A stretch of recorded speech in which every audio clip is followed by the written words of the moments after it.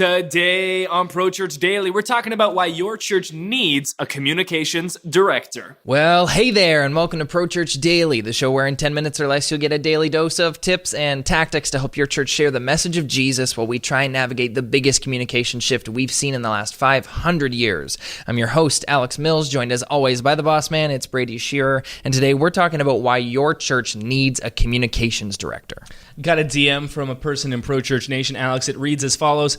I need an article that is persuasive in nature, that has factual reasons of why it's worth investing $40,000 to $50,000 per year into the salary of a communications director for our church. We're that middle-sized church that is slowly progressing. So, let me just start by saying that you, as a church, don't necessarily need to hire a communications director. For instance, Alex is a pastor at a church of about 100. He has assumed the role of communications director. Right. And a lot of churches are going to do that. When we say you need a communications director, you've got two options. Hire one, or someone has to become it. Right. Or you have to pool the job of communications director together, different people assuming different parts of the responsibility.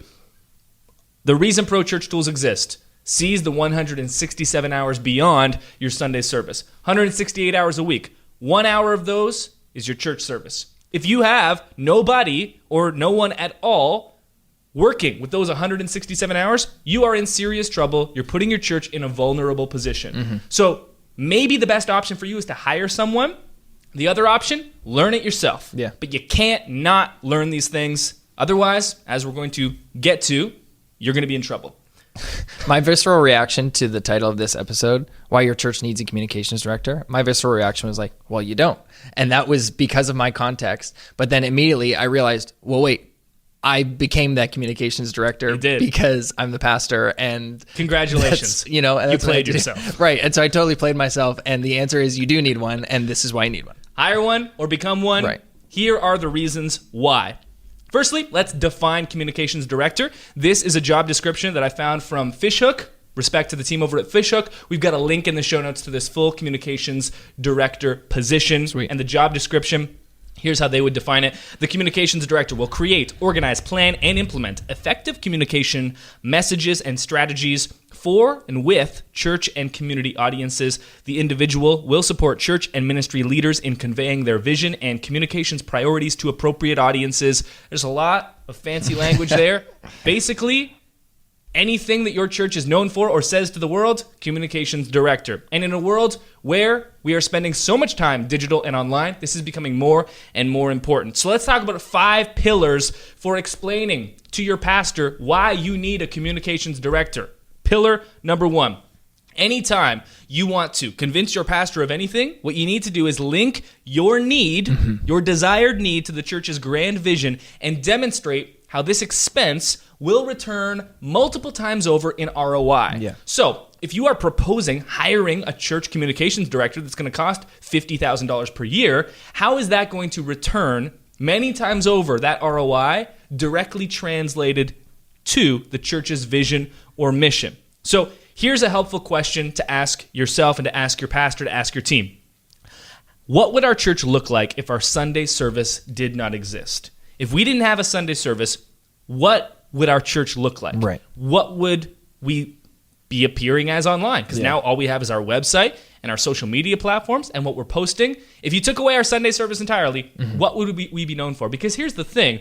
According to the best data we have, this is coming from church leaders, only about 23 to 25% of Americans show up to church at least 3 out of every 8 Sundays. And for most countries around the world, especially like the UK, Australia, Canada, that's even lower. So ask yourself, what does our church look like to the vast majority of our community, and even those in our church who are barely coming, not even every other week? Right. For those people, what does our church look like? Because most of them aren't coming to church every week, the vast majority, and then even 3 out of 4 aren't coming even 3 out of every 8 Sundays. Yeah. So what do we look like to them? How are we reaching them? How are we fulfilling and accomplishing our mission outside of a single 1-hour Sunday service?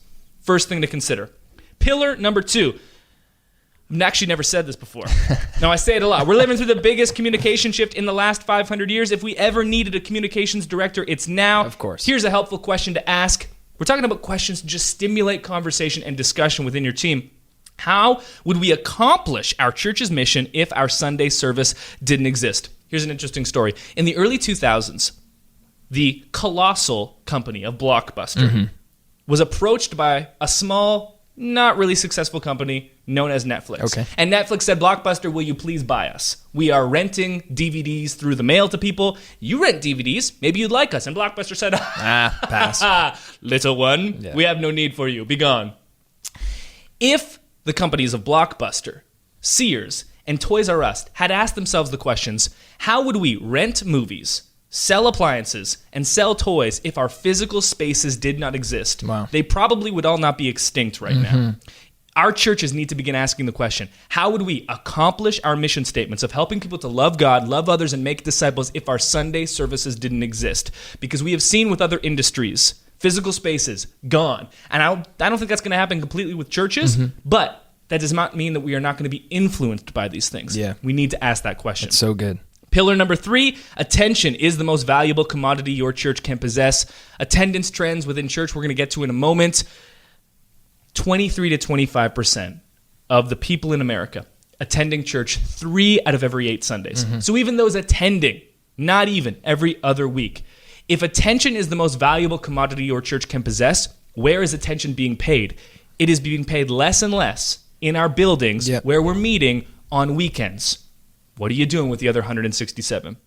Pillar number 4, let's get to that. Seize the 167 hours beyond your Sunday service. Here's a fun question to ask. How much of our budget and creative resources do we spend on our weekly experience? By fun, you meant frightening, right? Yeah, there's a really thin line between those two things. Yeah. How much of our budget and creative resources, volunteers, mental energy are we spending on this 1 hour experience? Because think about this. According to Barna, 2 out of 10 millennials consider church attendance important. And currently that demographic is the largest demographic in the American workforce. Do millennials hate God and hate spirituality? No, they just don't consider church attendance that important. So how are you going to reach those individuals and accomplish your mission if they're not coming to you? Maybe a communications director could help with that. But what about those young, entitled millennials? Our church is a bit older. Well, consider this.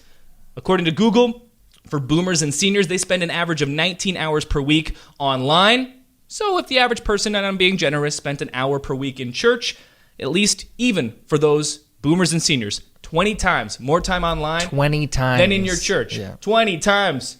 But let's drop that 10K on the stage design. Oh, wow. Okay, sorry. Let's move on. 95% of Gen Z, the generation after millennials, they're even worse than we are. 95% use YouTube. 50% say they can't live without YouTube, according to Adweek. If present trends continue, according to church leaders, the percentage of population that attends church in America in 2050, that's 2050, estimated to be almost half of attendance in the 1990s, a drop from 20.4% to 11.7%. Wow. Church attendance declining. All attention, young and old, being paid online. If you are not paying attention to that, you are putting yourself and your church in a vulnerable position. Yeah. Final pillar.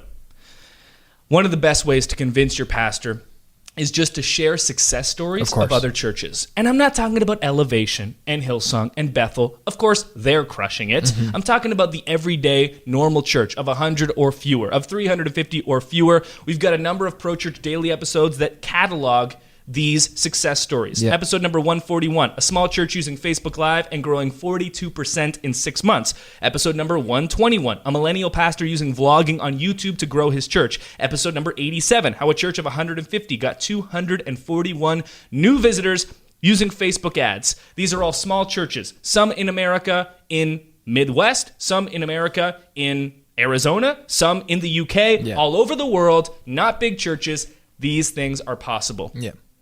Is there anything you'd like to say after I went through that rant? Absolutely not. No, I think, and you know, I mentioned it at the beginning of the episode.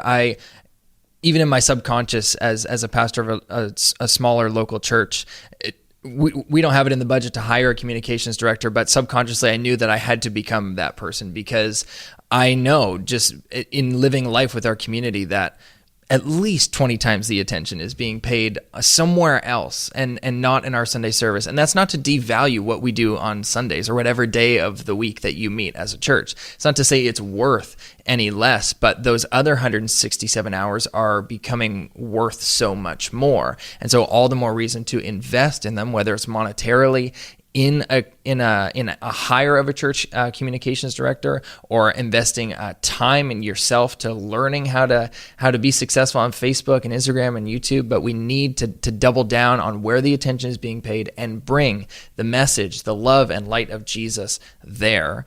And we've talked about it before. When that happens, when we reach people where they're at, they'll probably come to where we are on Sundays or Wednesdays, wherever and whenever you meet. But that's very rarely going to be your first point of contact anymore. Your first point of contact is going to be online. So let's meet them where they're at with the help of a communications director. When it comes to having these conversations within your church, use these 5 pillars, these principles: questions, data, statistics, success stories. These are the type of things that can take your weird idea of spending money for someone to run Facebook, which sounds a little bit like a waste and abstract, and can take that and really paint a clear picture of why it's so important. And that'll do it for this episode of Pro Church Daily. We'll see you next time. Hey, thanks for watching this episode of Pro Church Daily. We'd love it if you subscribe to this channel so you get all other episodes of Pro Church Daily. And if you like this video, why don't you take your cursor, find the like button, give it a good smash. Smash it. Thanks for watching.